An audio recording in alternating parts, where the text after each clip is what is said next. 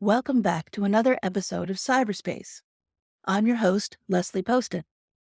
Today, we're digging into the intricate psychology of changing minds. This subject is top of mind for everyone lately as society feels more and more disconnected and divided, with everyone holding strong opinions and beliefs. We'll explore various factors that influence our ability, desire, or resistance to shifting our perspectives. One note about this episode. Normally, I keep these episodes under 25 minutes, so they're easy to consume. This topic is complex, and you can expect an episode that will take about 50 minutes. So, get your bookmark ready. You might need to pause this one or listen on 2x speed. Let's start with this. Changing a person's mind is rarely, if ever, about the facts themselves. If it were that simple, we'd all update our beliefs the moment new evidence appeared. But that's not how our brains work, and understanding this is important if we want effective communication. When we encounter information that contradicts our existing beliefs, our brains actually experience it as a threat. This triggers what psychologists call cognitive dissonance, that uncomfortable mental tension when two conflicting ideas occupy the same space. What's interesting about cognitive dissonance is that our brains are wired to resolve this discomfort not by objectively evaluating new evidence, but by protecting our existing worldview at almost any cost. We've all watched perfectly rational people perform incredible mental gymnastics to preserve their beliefs rather than face the discomfort of admitting they might be wrong.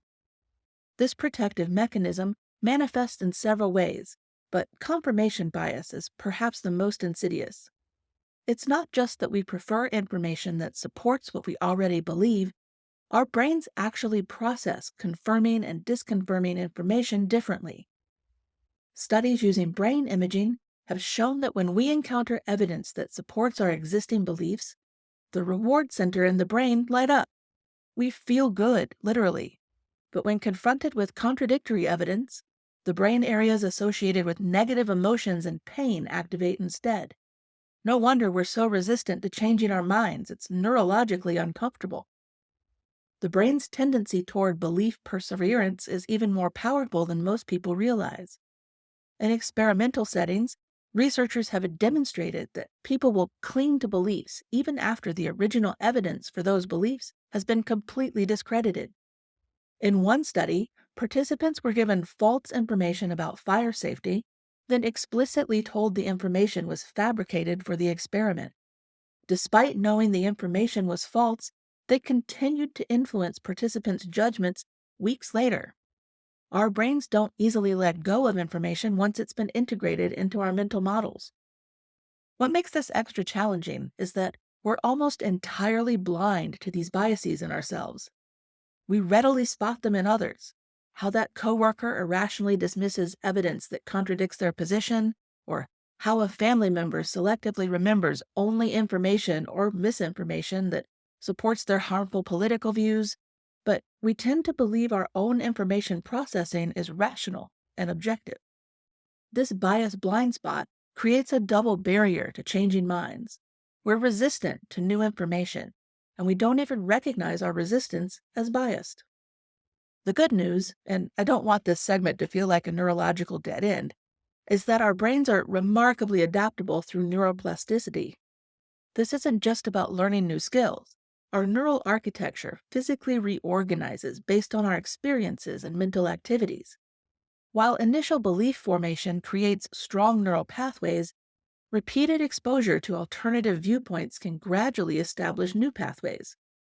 This is why sudden conversion is rare, but gradual shifts in perspective are possible when someone is repeatedly exposed to new ideas in a non-threatening context.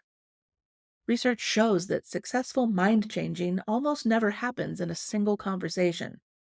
Instead, it occurs through what I call incremental plausibility shifts, small adjustments in what someone considers possible or reasonable that eventually lead to larger belief changes.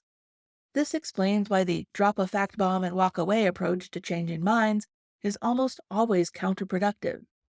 Facts matter, but only when presented within the context of existing belief systems, introduced gradually and reinforced through trusted sources. For those of us interested in effective communication, this has profound implications. If we genuinely want to influence others' thinking rather than simply win arguments, we need strategies that work with these psychological realities rather than against them. This means creating spaces where people can explore new ideas without feeling threatened, connecting new information to values they already hold, and recognizing that real belief change is almost always a gradual process rather than an immediate conversion. When we talk about changing minds, we have to acknowledge that there's a dark side to this process. Cults and extremist groups have developed highly sophisticated psychological techniques to fundamentally alter how people think, often with devastating consequences. I've spent years studying these methods not because I'm fascinated with the macabre, but because understanding the extreme end of persuasion helps us recognize subtler versions of the same techniques in our everyday life. The most effective cult indoctrination doesn't begin with bizarre requests or outlandish beliefs. It starts with something much more insidious, the manipulation of basic human needs. We all crave belonging, meaning, and certainty, especially during periods of personal transition or societal upheaval. Cult recruiters are experts at identifying vulnerability and positioning their group as the perfect solution. The initial interactions often feel overwhelmingly positive, what researchers call love bombing, creating an artificial, emotional high that bypasses critical thinking. This isn't just some simple manipulation, it's a calculated exploitation of our deepest psychological needs. It creates powerful emotional anchors for later control. What happens next? Cults systematically isolate members from outside influences, but they don't do this overtly at first. Instead, they gradually increase time commitments and create an insider-outsider dichotomy where only fellow members truly, quote, understand. This environmental control serves a critical purpose. It removes exposure to contradictory information at precisely the moment when the person might otherwise experience cognitive dissonance. Without external reality checks, even highly intelligent people can be led to accept increasingly extreme beliefs. This may feel especially relevant to our United States listeners this week. The language component of cult control deserves special attention because it's so pervasive yet often invisible to those inside the system. Cults develop what psychologists call loaded language, specialized jargon and thought-terminating cliches that short-circuit critical analysis. These aren't just words, they're cognitive containers that reshape how members perceive reality. When someone has been trained to automatically respond to doubts with phrases like, that's just your pride talking, or I'm only following orders, they're not just repeating mantras, they're actively blocking pathways of critical thought in their own minds. What many people don't realize is how seamlessly these techniques create a self-reinforcing system. Cults often incorporate practices that induce altered states of consciousness, whether through sleep deprivation, meditation, chanting, or emotionally intense ritual. These states make members more suggestible, while also providing powerful experiences that validate the group's teachings. When someone has a transcendent feeling during a ritual, and the cult framework is the only available explanation, the belief system becomes anchored in powerful emotional experiences rather than rational evaluation. The most troubling aspect of this process is how it fundamentally alters identity. Through a combination of confession rituals, public commitments, and incremental escalation of demands, cult members gradually replace their pre-cult identity with a new group identity. This identity fusion explains why exposure to contradictory facts rarely frees someone from cult influence. Because rejecting the belief system would mean rejecting their entire sense of self. The psychological cost becomes too high, which is why recovery from cult involvement typically requires extensive identity rebuilding. Researchers have interviewed numerous former cult members, and what strikes me most is how they describe not a sudden revelation, but a gradual awakening. Small inconsistencies, accumulated until they just couldn't be rationalized away. This supports what researchers have found, that the most effective exit from thought control doesn't come from frontal assault on core beliefs, but from creating space for people to notice these contradictions themselves. When family members aggressively challenge cult beliefs, it typically triggers defensive reactions that strengthen commitment.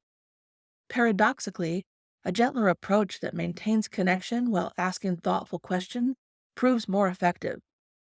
The parallels between cult techniques and certain religious extremism or political extremism are impossible to ignore, though I want to be careful not to paint all religious practices with the same brush.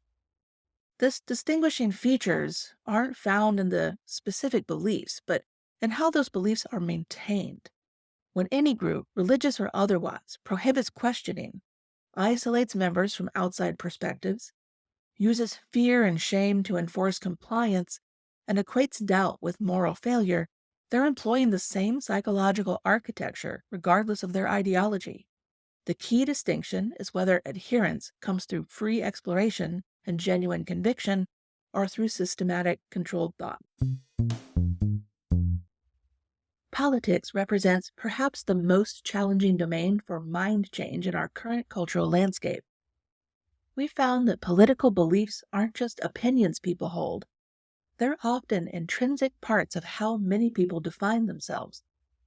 This creates a unique psychological terrain where disagreement isn't perceived as a simple difference of perspective, but as a fundamental threat to identity. We can't meaningfully discuss changing political minds without first understanding the profound identity fusion that occurs in political belief systems. What makes political beliefs particularly resistant to change is that they're rarely isolated positions. They typically exist as interconnected networks tied to group affiliations, moral frameworks, and even our sense of safety in the world. When someone identifies strongly with a political, quote, tribe, their brain processes challenges to political positions as attacks on their brain imaging studies of political partisans show that when confronted with contradictory political information, they activate the same neurological regions associated with threats to physical safety. This isn't metaphorical. Their nervous systems literally respond as if they're being endangered. And when your brain perceives information as threatening your safety, rational evaluation becomes neurologically impossible. The concept that best captures this phenomenon is what researchers call identity protective cognition. This explains why presenting contradictory facts to a political partisan often backfires, strengthening rather than weakening their original position, a phenomenon known as the backfire effect. When someone's political belief is challenged, they experience that challenge as an assault on their community and their identity. Their brain responds not by weighing evidence, but by mounting a defense, recruiting motivated reasoning to protect their sense of self. We've observed that the stronger someone's political identity, the more pronounced this effect becomes, creating the paradoxical situation where those most certain of their positions are often the least able to process contradictory information. The Internet's lack of appropriate moderation has dramatically amplified these natural tendencies toward political entrenchment. The Internet doesn't just connect us with like-minded others. The underlying algorithms of monetarily driven websites and apps often function as unprecedented belief reinforcement machines. When content focuses on rage exploitation and not facts or societal care, the constant validation of bad ideas and misinformation can create an illusory sense of consensus, where we perceive our views as more widely shared than they actually are. This false consensus effect further calcifies our positions, as deviance from what we perceive as majority opinion carries psychological penalties.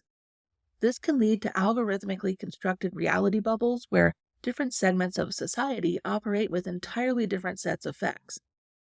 What I find particularly concerning about our current political landscape is how media ecosystems exploit these psychological vulnerabilities for clicks instead of reporting facts. Legacy media outlets increasingly employ emotionally provocative content that triggers threat responses, activating our limbic systems and bypassing critical thinking. When we're in a state of perpetual threat activation, our capacity for nuanced thinking diminishes dramatically. Psychological studies show that perceived threats narrow cognitive bandwidth and increase our preference for simplified black and white thinking. This creates a vicious cycle where threat-based political messaging makes us more susceptible to further polarization, which media outlets then exploit for engagement, creating an escalating spiral of entrenchment. The concept of sacred values offers another insight into political entrenchment. These are beliefs people hold as non-negotiable and inappropriate to question, different ordinary preferences or even strong opinions. When political positions become sacralized, they move from the realm of cost-benefit reasoning to moral absolutes. Research on moral psychology demonstrates that once a belief becomes a sacred value, suggesting compromise or trade-offs triggers moral outrage rather than thoughtful consideration. We see this increasingly in political discourse, where certain positions become litmus tests for group membership, immune from challenge even when evidence mounts against them. While research does suggest pathways for more productive political dialogue, the most effective being to create conditions where mind change becomes psychologically possible. In many parts of the world, those incremental changes won't occur fast enough to be beneficial to society. We'll cover what to do when a mind can't be changed later in the podcast. If you're in a situation where there is still time for change, then it starts with what psychologists call affirmation interventions, validating aspects of someone's identity unrelated to the political issue before discussing areas of disagreement. When people feel their broader identity is secure and respected, they become significantly more open to considering challenging information. Similarly, framing new information in ways that connect to existing values rather than threatening them can bypass defensive reactions. For example, research shows that conservatives become more receptive to climate policies when framed in terms of purity, patriotism, and market solutions rather than regulatory approaches. In our increasingly divided political world, many quick fix approaches that ignore the deep identity components of political belief are doomed to fail. The most successful instances of political mind change we've documented didn't come through debate victories, but through sustained relationships where trust allowed for gradual, face-saving shifts in perspective. There is a reason suppressive regimes and organizations target education. Education represents one of the most profound and yet frequently misunderstood mechanisms for changing minds. True education doesn't just add knowledge, it transforms the architecture of thought itself. The distinction between indoctrination and authentic education is important in understanding its mind-changing power. Indoctrination provides predetermined conclusions and discourages questioning, while genuine education equips people with the cognitive tools to evaluate evidence, recognize patterns, and draw their own conclusions. This distinction explains the striking correlation researchers have found between educational attainment and cognitive flexibility. When we learn to analyze multiple perspectives, evaluate competing evidence, and recognize the limitations of our knowledge, we develop intellectual humility, the understanding that our current beliefs are provisional rather than absolute. This cognitive stance makes substantive mind change possible in a way that mere exposure to contradictory facts does not. Education changes not just what we think, but how we think. Advanced education, especially in fields that emphasize systematic doubt and methodological skepticism, fundamentally rewires cognitive processing. Longitudinal studies tracking students through higher education show measurable increases in integrative complexity, the ability to recognize multiple dimensions of issues and synthesize seemingly contradictory perspectives. Individuals with higher integrative complexity are significantly more capable of changing their minds when evidence warrants, not because they hold their beliefs less strongly, but because they hold them differently. as working models rather than fixed truths. The content of education matters tremendously for mind change, but not in the way many assume. Simply presenting facts that contradict existing beliefs rarely produces significant attitude shifts. What's more effective is education that builds metacognitive awareness, the ability to think about our own thinking. When people learn about cognitive biases, motivated reasoning, and the social construction of knowledge, they gain tools to identify these patterns in themselves. Studies of science education show that teaching the process of knowledge construction, how we know what we know, produces greater openness to evidence than simply teaching established conclusions.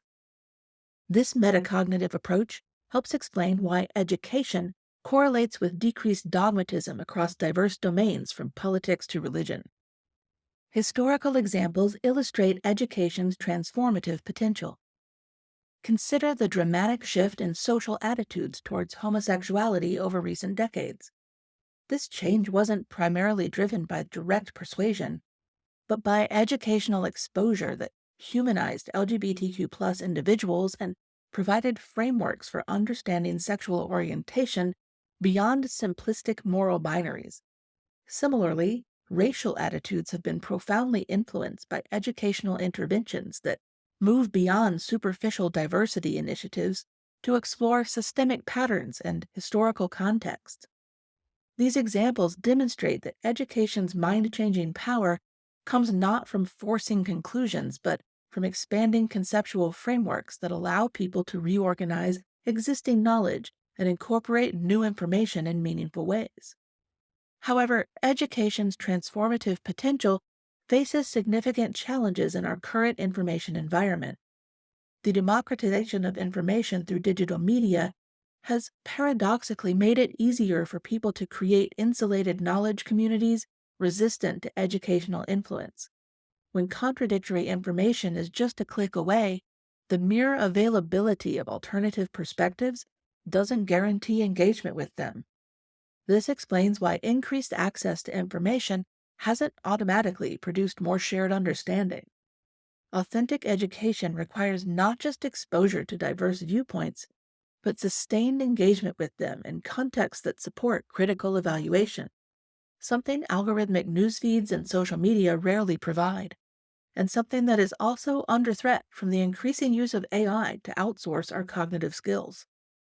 Education systems themselves can sometimes undermine the very cognitive flexibility they aim to develop. When education becomes narrowly focused on standardized metrics or ideologically constrained, it can reinforce rather than challenge existing thought patterns. Educational environments promoting genuine inquiry produced markedly different cognitive outcomes than those emphasizing compliance or ideological conformity, regardless of the specific content being taught. The most mind-changing educational experiences involve productive struggle with complex problems, exposure to genuine intellectual diversity, and autonomy in reaching conclusions. These elements develop the cognitive muscles needed for meaningful belief revision throughout life. What's often overlooked in discussions of education and mind change is the role of timing and developmental readiness.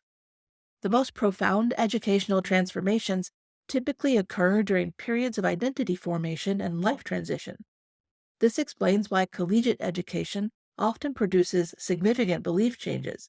It coincides with a developmental period of identity exploration and occurs in a novel environment separated from previous social reinforcement. Understanding these developmental windows helps explain why similar educational content can have dramatically different effects depending on when and how it's encountered. The most effective educational intervention for changing minds account for these developmental factors rather than treating belief change as a purely rational process. Research suggests that education's mind-changing potential is greatest when it's approached not as a corrective to, quote, wrong thinking, but as an expansion of cognitive capacity. When education honors the lived experiences that shape existing beliefs, while introducing tools to examine those experiences from new perspectives, it creates conditions where mind change becomes a natural outgrowth, intellectual growth rather than a threatening demand. This approach requires humility from educators themselves, a recognition that the goal isn't to replace one set of certainties with another, but to develop the capacity for thoughtful, evidence-based revision of our beliefs over time. If you've been a previous listener to Cyberspace, then you know that this is about the point where most episodes would be ending. But we're about halfway through this longer episode. If you need to take a break, push pause and come back. Don't forget to subscribe too, so if life happens and you wander off, you can always get the next episode right when it drops. Identity may be the single most powerful force shaping human belief systems, yet it's routinely underestimated in our discussions about changing minds. We don't simply hold beliefs, we become them. Our core convictions, whether political, religious, or cultural, aren't separate from our sense of self. They're constitutive elements of who we understand ourselves to be. This identity belief fusion creates a psychological reality where challenges to our beliefs register in the brain, not as invitations to reconsider evidence, but as existential threats to our very being. The neuroscience behind identity protective cognition reveals just how fundamental this connection is. When researchers place people in brain imaging scanners and challenge their core beliefs, the brain regions that activate aren't primarily those involved in logical reasoning. Instead, we see heightened activity in regions associated with self-preservation, emotional regulation, and social identity. This isn't a quirk or a flaw in human psychology. It's a feature that evolved for good reason. Throughout human history, group belonging was essential for survival, and maintaining beliefs consistent with our community provided critical protection. Understanding this evolutionary background helps explain why even highly intelligent, otherwise rational people can become cognitively blind when core identity beliefs are challenged. What makes identity-based beliefs particularly resistant to change is that they're rarely isolated convictions. They typically exist as interconnected networks that provide meaning, purpose, and social connection. Take religious identity, for example.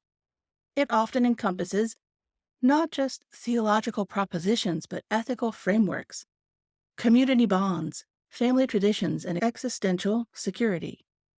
When someone challenges even a peripheral aspect of such an identity-based belief system, the perceived threat extends to this entire meaning-making structure. This explains why presenting contradictory evidence often backfires. The psychological cost of integration is simply too high, threatening not just one belief, but an entire scaffolding of personal meaning. Identity fusion creates particularly powerful resistance when it involves what psychologists call totalizing identities, those that provide comprehensive explanatory frameworks for understanding oneself and the world. Political extremism, fundamentalist religious movements, and certain philosophical communities can become totalizing in this way, creating closed epistemic systems where all information is filtered through the identity-based framework. What outsiders see as contradictions or failings, insiders interpret as confirmations or tests of faith. We've interviewed individuals across the spectrum of such totalizing belief systems, and what's striking is how similar the psychological mechanisms remain despite vast differences in specific content. The identity becomes self-reinforcing, constantly working to maintain internal coherence even as external contradictions mount. The social dimensions of identity-based belief systems create additional barriers to mind change. When beliefs are shared within communities, changing them carries the risk of rejection, marginalization, or complete expulsion from valued social groups. Researchers studying religious deconstruction, political apostasy, and ideological defection consistently find that the fear of social consequences often delays belief change long after the intellectual doubts have emerged. This helps explain the common pattern where people maintain public adherence to community beliefs while privately harboring growing skepticism. The psychological and social costs of alignment remain lower than the anticipated costs of authentic expression. Only when the dissonance becomes overwhelming do people typically risk the social consequences of belief change. What's interesting from a psychological perspective is how we maintain consistency between our actions and identity-based beliefs through bidirectional reinforcement. When we act in accordance with an identity, we strengthen our psychological commitment to it. Conversely, when we publicly defend a belief, we become more invested in its truth. This action-belief cycle creates an escalating commitment that makes identity-based beliefs increasingly resistant to change over time. Consumer psychologists leverage this understanding in brand loyalty programs, but we see the same principles operating in religious rituals, political activism, and cultural practices. Each act of identity-consistent behavior deepens the psychological investment in the associated beliefs. In addition to what we've covered in previous segments about reinforcing someone's identity before challenging beliefs and letting them know they're psychologically safe, another promising approach involves helping people develop more complex, multifaceted identities.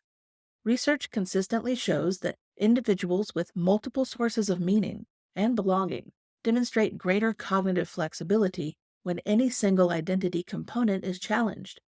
This identity complexity creates psychological resilience that allows for more nuanced engagement with contradictory information. With individuals undergoing significant belief changes, those who successfully navigate the transition typically find ways to preserve valued aspects of their previous identity while integrating new elements, a process of identity evolution rather than identity replacement. Most importantly, meaningful engagement with identity-based beliefs requires profound humility. When we fail to recognize the identity dimensions of belief, we mistakenly approach conversations as though they were simply about evidence and reasoning. But for the person whose identity is implicated, the stakes are immeasurably higher. Effective engagement acknowledges this reality and proceeds with appropriate care, not avoiding challenges, but offering them in ways that create possibilities for growth rather than threats to existence. The most profound mind changes don't come through argument or evidence alone, but through relationships that provide both challenge and security, creating spaces where identity evolution becomes without triggering existential terror. Curiosity may be our most underappreciated psychological resource for changing minds, both our own and others. Research on cognitive flexibility found that genuine curiosity functions as a kind of psychological solvent, temporarily dissolving the rigid frameworks that otherwise lock our thinking in place. What makes curiosity so powerful isn't just that it motivates learning, it fundamentally alters our cognitive stance towards information. A curious mind approaches new ideas with provisional openness rather than immediate judgment, creating space for exploration before evaluation. This distinction explains why simply presenting contradictory evidence rarely changes minds, while invoking genuine curiosity often succeeds where direct persuasion fails. The neuroscience of curiosity offers fascinating insights into its mind-changing potential. When brain researchers track neural activity during states of curiosity, they observe increased connectivity between reward pathways and memory formation regions. This neurological signature helps explain why information encountered during periods of curiosity is processed differently. It's encoded more deeply, retained more accurately, and integrated more readily with existing knowledge structures. Even more remarkably, studies show that curiosity creates a lingering knowledge hunger that extends beyond the initial question, creating a temporary state of enhanced receptivity to related information. This curiosity spillover effect creates windows of opportunity where minds become unusually permeable to new perspectives. What's particularly striking is how curiosity bypasses many of the defensive mechanisms that normally prevent belief revision. When we're genuinely curious, identity protective cognition diminishes, confirmation bias weakens, and the threat response to contradictory information decreases. In experimental settings, researchers have found that simply inducing a state of curiosity through intriguing questions can significantly reduce political polarization on subsequently presented information. Similarly, when groups in conflict are guided to become curious about each other's perspectives rather than defensive of their own, the quality of dialogue transforms, creating opportunities for mutual understanding that adversarial approaches never achieve. The absence of curiosity may be as important as its presence in understanding why minds remain unchanged. Studies of dogmatism, the tendency to hold beliefs with rigid certainty, regardless of evidence, find that low curiosity is one of its defining features. Dogmatic individuals typically exhibit high need for closure and low need for cognition, preferring the comfort of certainty over the discomfort of ambiguity. This psychological profile creates profound resistance to new information, especially anything that might disrupt existing certainties. Understanding this connection helps explain why some individuals remain seemingly impervious to evidence. They're not necessarily less intelligent, but they are less curious, and that difference fundamentally shapes their information processing. The relationship between curiosity and humility deserves special attention, as these traits work synergistically to enable mind change. Intellectual humility, the awareness that our knowledge is limited and fallible, creates the psychological space for curiosity to emerge. Conversely, curiosity erodes the illusion of explanatory depth that makes us so overconfident in our understanding. This virtuous cycle explains why the most adaptable thinkers I've studied combine these traits. They remain aware of the boundaries of their knowledge while maintaining eager interest in what lies beyond those boundaries. The combination creates a cognitive profile that's simultaneously confident enough to hold provisional positions, but humble enough to revise them when warranted. Cultivating curiosity is remarkably straightforward in theory, yet challenging in practice. It requires creating environments where questions are valued as highly as answers. Educational research consistently shows that children naturally exhibit high curiosity, but many educational environments inadvertently suppress it by rewarding quick, correct answers rather than thoughtful exploration. The most effective approaches for sustaining curiosity emphasize authentic question generation, tolerate productive confusion, and create safe spaces for intellectual risk taking. These principles apply equally to self-directed learning across the lifespan. Maintaining curiosity requires deliberately cultivating comfort with not knowing as a precursor to deeper understanding. What I find most compelling about curiosity as a change agent is its intrinsic reward structure. Unlike many approaches to changing minds that rely on external persuasion, curiosity is inherently pleasurable. The brain's reward systems activate during curiosity satisfaction in patterns similar to other intrinsically motivating experiences. This pleasure creates a self-sustaining cycle where the rewards of exploration motivate further inquiry. We've observed this pattern repeatedly in individuals undergoing significant belief changes. They often describe not a reluctant admission of error, but an exciting journey of discovery. This intrinsic motivation helps explain why cultivating curiosity can succeed where external pressure fails. It transforms belief change from something done to us into something we actively pursue. The strategic implications of curiosity for dialogue across difference are profound but frequently overlooked. When we approach conversations with the goal of invoking curiosity rather than forcing agreement, the entire dynamic shifts. Questions that genuinely invite exploration, what led you to that conclusion, or how do you see the evidence differently than I do, create engagement rather than defensiveness. This approach doesn't avoid challenging assumptions, but it does so by sparking genuine wonder rather than triggering threat response. The most successful bridge builders aren't those with the most compelling arguments, but those who ask the most thought-provoking questions, creating spaces where curiosity becomes contagious and mutual exploration becomes possible. In our increasingly polarized world, curiosity may be our most valuable cognitive resource, not just for changing individual minds, but for maintaining the collective capacity for evidence-based belief revision. Cultivating curiosity at both personal and societal levels requires recognizing its value, not just for acquiring knowledge, but for remaining adaptable in a rapidly changing world.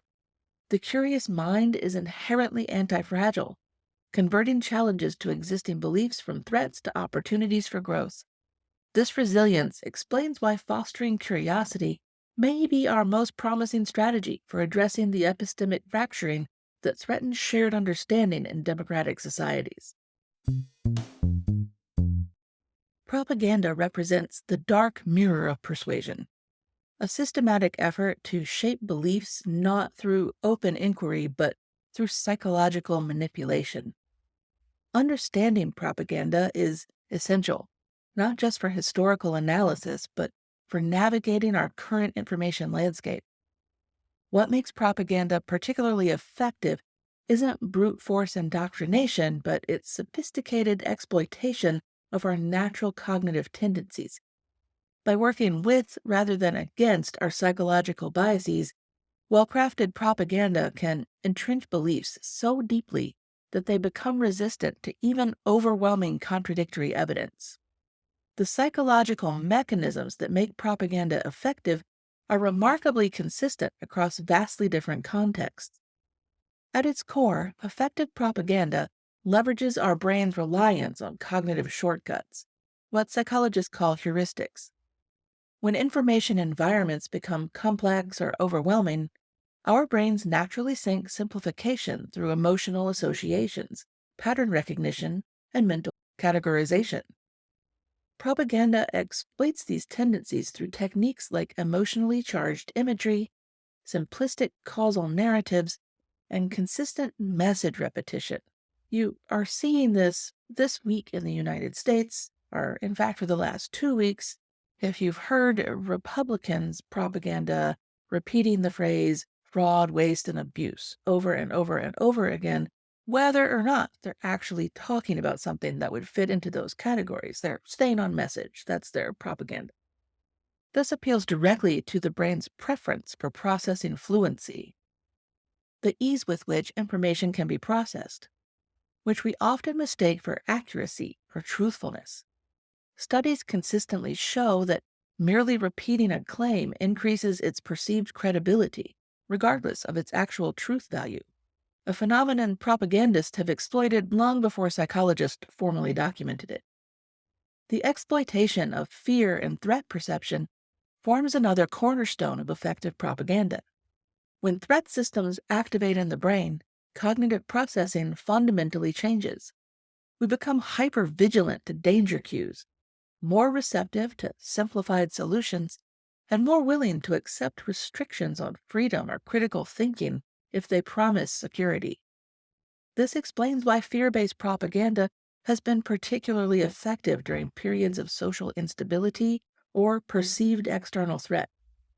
Historical examples abound, from the dehumanization campaigns that preceded genocides in the past to the security-focused messaging that justified civil liberties restrictions in multiple nations. The neuroscience is clear. Threat activation narrows cognitive bandwidth, capacity for nuanced analysis, precisely when such analysis is most needed.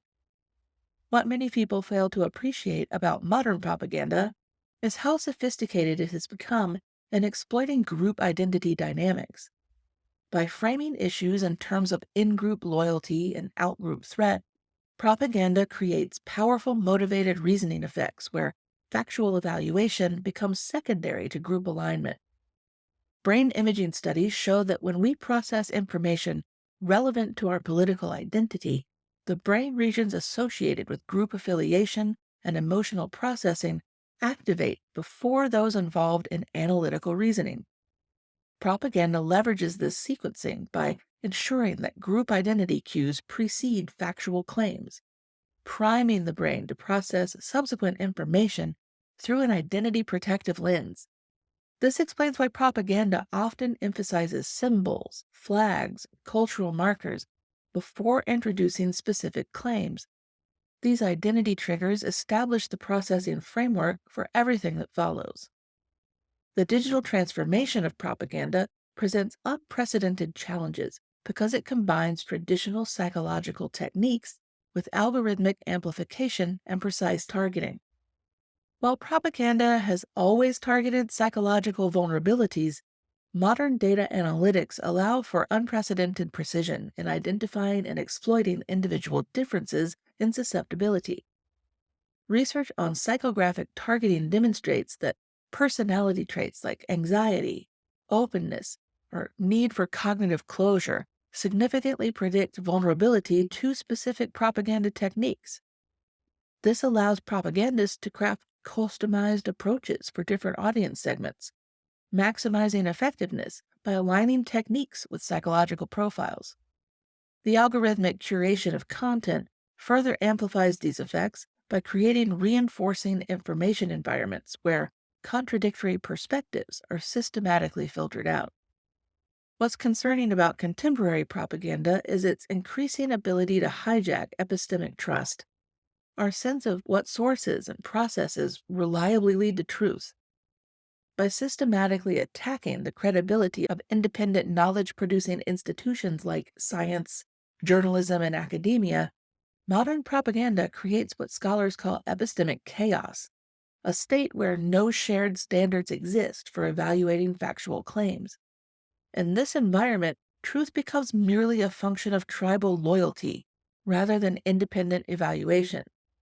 Research tracking information processing patterns shows that once this epistemic collapse occurs, restoring evidence-based belief formation becomes extraordinarily difficult, as the very mechanisms for distinguishing reliable from unreliable sources have been compromised. The most effective countermeasures against propaganda don't focus on debunking specific claims, but on building general resilience through what media researchers call pre-bunking, or inoculation approaches. Just as vaccines work by exposing the immune system to weakened pathogens, cognitive inoculation works by exposing people to weakened versions of propaganda techniques, creating psychological antibodies against future manipulation. Studies consistently show that understanding the mechanisms of propaganda, the specific techniques used to manipulate belief, provides significantly more protection than counter-arguments alone. This explains why the most effective media literacy programs focus on recognition of propaganda techniques rather than simply providing accurate information. Historical examples offer both cautionary tales and reasons for measured optimism. The propaganda machinery of totalitarian regimes demonstrates the devastating effectiveness of these techniques when deployed with state power and without competing voices. Yet the same historical record shows that propaganda's effectiveness diminishes when people retain access to diverse information sources and basic critical thinking skills.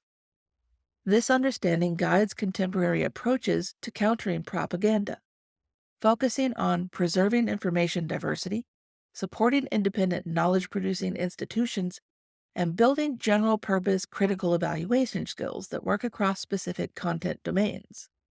Building societal resilience against propaganda requires recognizing that this isn't simply about them manipulating us, it's about developing collective awareness of how all persuasive communication, including messages we agree with, can exploit psychological vulnerabilities. The most sophisticated understanding of propaganda acknowledges that we're all susceptible to these influence techniques, regardless of intelligence or education. The critical distinction isn't between those who are manipulated and those who aren't, but between those who cultivate awareness of these processes and those who remain blind to them. This recognition represents perhaps our best defense against propaganda's entrenchment of beliefs. Not immunity to influence, which is impossible, but conscious engagement with how our beliefs are shaped by the information ecosystems we inhabit. Despite our best understanding of psychology and the most skillful application of persuasive techniques, there are circumstances where attempting to change someone's mind becomes futile or even counterproductive. Acknowledging these limitations isn't defeatist, it's psychologically realistic and strategically necessary. Not every belief is amenable to change at every moment, and understanding when to engage and when to disengage represents its own form of wisdom. Timing is perhaps the most underappreciated factor in determining whether mind change is possible. Beliefs aren't static entities, but dynamic systems that go through periods of both rigidity and malleability. Research on unfreezing suggests that major life transitions, identity disruptions, and moments of acknowledged failure create windows where previously entrenched beliefs become temporarily open to revision. Conversely, periods of heightened threat, uncertainty, or identity challenge typically increase belief rigidity as a psychological defense mechanism. We've observed repeatedly that identical persuasive approaches can yield dramatically different results depending on where someone is in this cycle of belief stability. Attempting to change minds during periods of maximum defensiveness isn't just ineffective, it often triggers what psychologists call the backfire effect, where challenges actually strengthen the original belief. Certain psychological states create nearly impenetrable barriers to belief change, regardless of the evidence presented. Psychological reactance, the motivational state that arises when people feel their freedom is threatened, creates automatic resistance to persuasion that operates below conscious awareness. Once reactance activates, even the most compelling evidence tends to be rejected or distorted. Similarly, when beliefs are maintained primarily through cognitive dissonance resolution, where accepting contradictory evidence would require acknowledging painful mistakes or moral failures, direct challenges often strengthen rather than weaken commitment. We can see this in the debate around mask wearing, where even though the science has shown time and again that masks are the best defense against respiratory illnesses, people who have not been wearing them have trouble letting go of their belief that the mask is unimportant because it requires acknowledging that they may have harmed the people around them or in their life. It's understandable, if frustrating. These psychological mechanisms explain the paradoxical pattern where those with the most demonstrably false beliefs sometimes respond to contradictory evidence with increased rather than decreased certainty. The social costs of belief change create another category of situations where persuasion attempts may be futile, regardless of their psychological sophistication. When changing a belief would result in community rejection, family estrangement, or loss of social identity, the barriers to acceptance become immense. Psychologists work with individuals across the political and religious spectrum who privately acknowledge doubts about community dogmas but remain publicly committed because the social price of dissent feels unbearable. These situations illustrate that beliefs aren't just psychological constructs, but social technologies that maintain friendships and relationships and group memberships.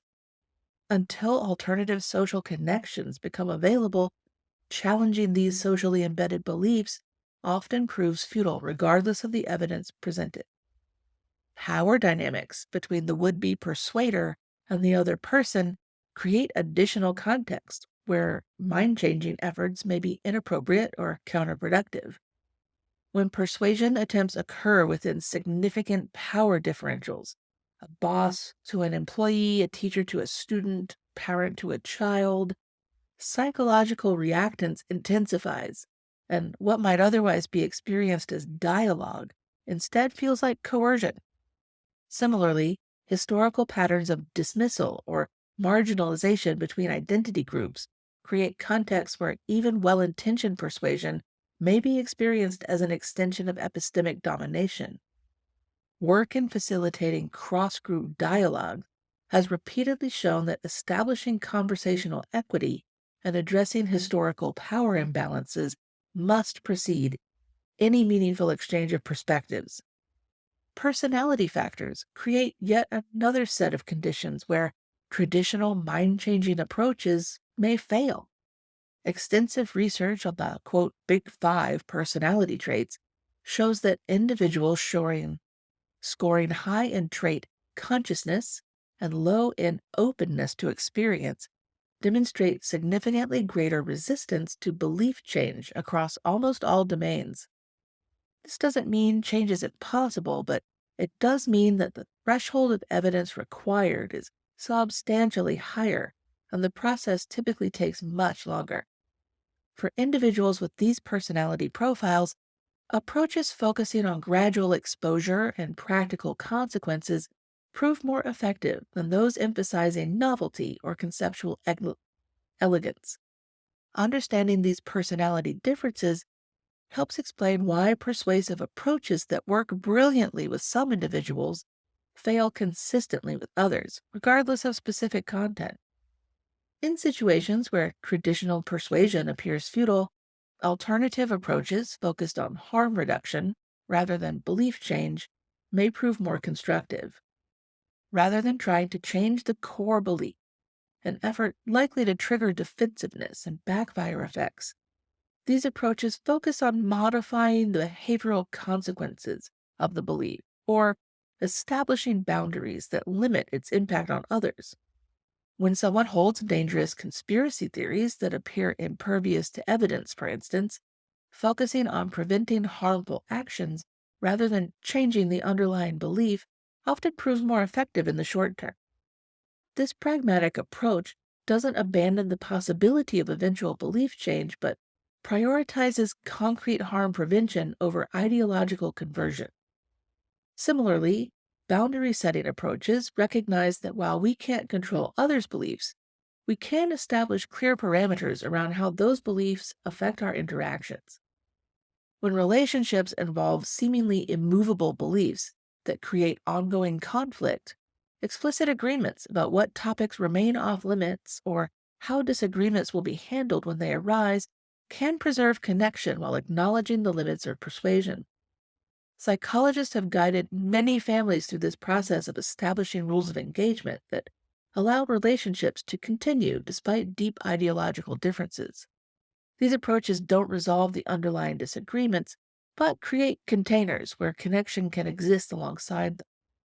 What I find most important to emphasize is that recognizing the futility of certain persuasion attempts doesn't mean accepting a post-truth world where beliefs are immovable and evidence doesn't matter.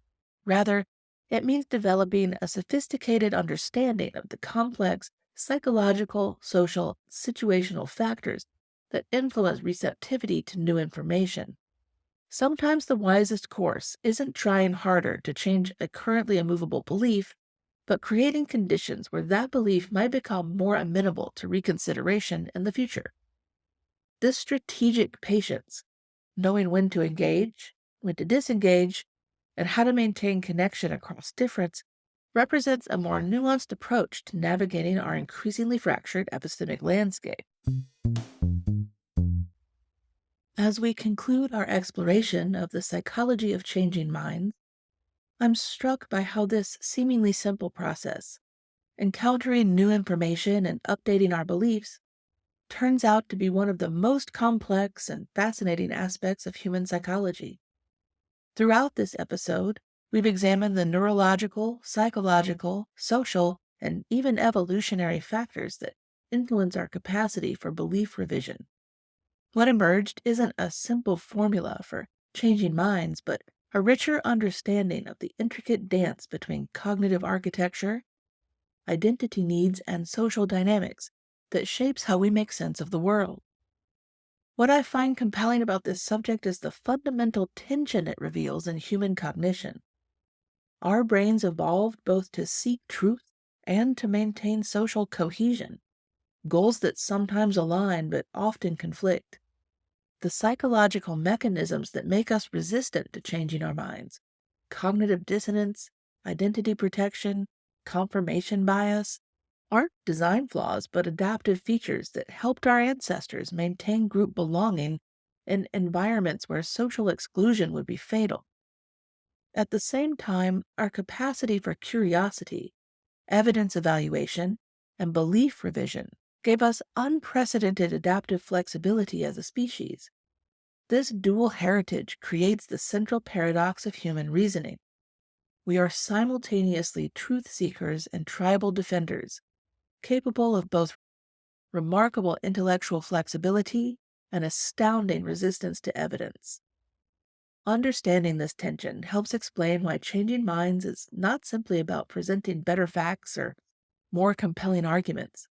When we approach disagreements as though they were purely about information processing, we miss the profound identity and emotional dimensions that shape how information is received. I've seen the most skillful communicators recognize that effective persuasion requires engaging not just with what someone thinks, but with who they understand themselves to be.